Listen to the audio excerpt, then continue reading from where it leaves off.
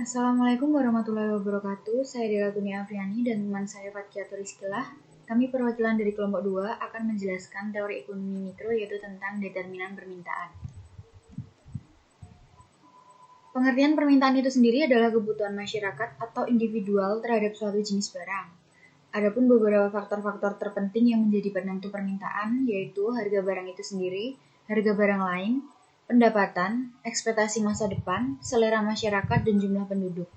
Faktor yang pertama ini adalah faktor terpenting yaitu harga barang itu sendiri. Harga barang itu sendiri merupakan apabila harga barang semakin murah, maka permintaan atau konsumen terhadap barang itu akan bertambah, demikian pula sebaliknya. Contohnya seperti harga pasar yaitu harga cabai, jika harga cabai itu naik, maka permintaan dari konsumen cabai tersebut sedikit atau minim. Yang kedua adalah harga barang lain. Perubahan harga barang lain dapat mempengaruhi permintaan tergantung pada jenis barang tersebut. Adapun beberapa jenis barang yaitu barang substitusi, barang komplementer, dan barang netral. Yang pertama adalah barang substitusi. Barang yang dimana kita kenal adalah barang yang bisa menggantikan barang lain jika barang tersebut tidak bisa kita jumpai pada suatu toko atau grosir. Contohnya, di dalam Pertamina terdapat banyak macam bahan bakar. Misalkan harga Pertalite naik, maka harga Pertamax pun ikut naik. Dan jika Pertalite tidak didapatkan pada suatu pom bensin, maka Pertamax pun bisa menggantikan bahan bakar kendaraan selain kendaraan yang berbahan bakar solar. Yang kedua adalah barang komplementer. Barang komplementer adalah barang pelengkap, artinya jika suatu barang dimanfaatkan sendirian tanpa ada barang pelengkapnya, maka kebutuhan tidak bisa dipenuhi secara maksimal. Banyak sekali barang komplementer yang kita jumpai sehari-hari, contohnya seperti kompor dengan gas, mobil dengan bahan bakar, handphone dengan paket data, dan lain-lain. Yang terakhir adalah barang netral. Barang netral adalah barang konsumsi yang tetap jumlah pembelian atau pemakaiannya meskipun pendapatan konsumen bertambah. Contohnya beras dan buku. Permintaan terhadap beras dan terhadap buku tidak mempunyai hubungan sama sekali. Harga beras tidak akan mempengaruhi permintaan buku tulis, begitu juga sebaliknya. Yang ketiga adalah pendapatan. Pendapatan itu sendiri dibagi menjadi 4 bagian jenis penawar terhadap suatu barang, yaitu normal good. Pendapatan naik akan menyebabkan permintaan naik pula, atau bisa sebaliknya pendapatan turun maka permintaan juga turun. Contohnya, konsumen akan cenderung ingin membeli lebih banyak kendaraan bermotor ketika pendapat mereka bertambah. Yang kedua adalah inferior. Ketika pendapatan meningkat, maka jumlah permintaan barang itu menurun. Contohnya, sendal jepit. Semakin masyarakat memiliki pendapatan yang naik, maka semakin tidak diminatinya sendal jepit tersebut. Yang ketiga adalah essential good. Barang yang permintaannya cenderung tidak akan berubah meski pendapatan masyarakat naik. Barang ini adalah barang pokok, contohnya gula, beras, serta lainnya yang termasuk barang pokok. Yang terakhir adalah barang mewah. Permintaan barang ini akan naik apabila pendapatan masyarakat itu relatif tinggi.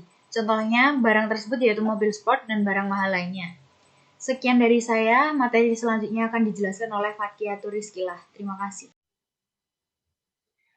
Saya akan melanjutkan presentasi dari teman saya yang barang adalah, yaitu materi selanjutnya adalah ekspektasi masa depan, yaitu kita memperkirakan barang yang akan memiliki nilai jual tinggi di masa yang akan datang, dan juga sebaliknya, kita memperkirakan barang yang akan memiliki nilai jual yang semakin menurun di masa yang akan datang. Contohnya seperti ketika suatu barang diperkirakan akan naik di masa yang akan datang, masyarakat akan meningkatkan pembelian barang tersebut saat ini. Contoh, dalam daerah yang sedang dibangun wisata, para pedagang biasanya berebut lahan yang strategis tersebut karena di lahan tersebut mereka bisa melakukan usaha dengan baik. Biasanya, harga lahan di daerah tersebut harga jualnya masih terjangkau ketika di daerah tersebut masih belum maju. Namun sebaliknya, ketika daerah tersebut mulai ada kemajuan, lahan-lahan di sekitar tempat wisata tersebut akan memiliki nilai jual yang mahal. Jadi, dalam ekspektasi masa depan, kita harus bisa mengetahui proses dalam usaha dari waktu ke waktu. Apakah harga jual di sini akan maju atau tidak? Kita harus bisa mengira-ngira, tetapi juga harus memperhatikan lingkungan sekitar juga. Selanjutnya, selera masyarakat. Ketika suatu barang banyak digemari oleh masyarakat, maka permintaan tersebut akan naik seketika. Namun, juga akan mengalami penurunan minat ketika masyarakat mulai jenuh dengan barang yang dahulunya digemari dan diminati oleh masyarakat. Contohnya adalah ketika pada saat menjelang hari raya. Di pasaran, banyak sekali penjual yang menjual barang dagangannya menggunakan nama artis tertentu. Sehingga pakaian tersebut menjadi laku karena menggunakan nama dari artis tersebut. Namun, ketika hari raya telah usai, minat dari pembeli yang menginginkan baju bernamakan artis itu mulai menurun minatnya. Jadi, sebelum kita mulai untuk berbisnis, setidaknya kita harus melihat apa sih selera dari masyarakat di sekitar kita, atau apa sih yang akan diminati oleh masyarakat yang tidak akan luntur dilekang oleh waktu. Oke, selanjutnya yang terakhir adalah jumlah penduduk. Pembangunan ekonomi menjadi tolak ukur keberhasilan ekonomi suatu negara, baik negara maju maupun negara berkembang.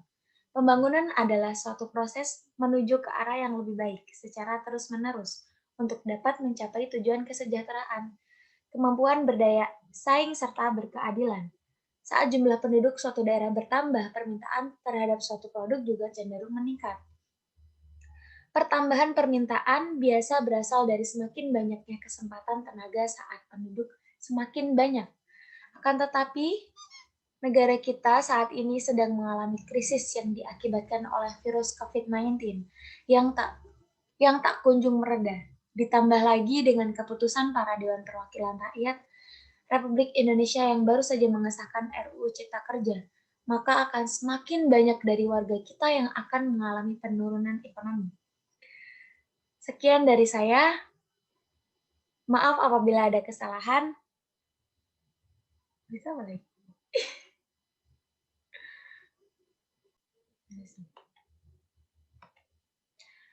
Oke, baiklah. Sekian dari kami kelompok 2. Maaf apabila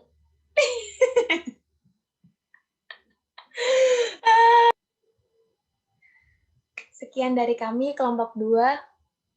Maaf atas kekurangan kami. Wabillahi taufik wal hidayah. Wassalamualaikum warahmatullahi wabarakatuh.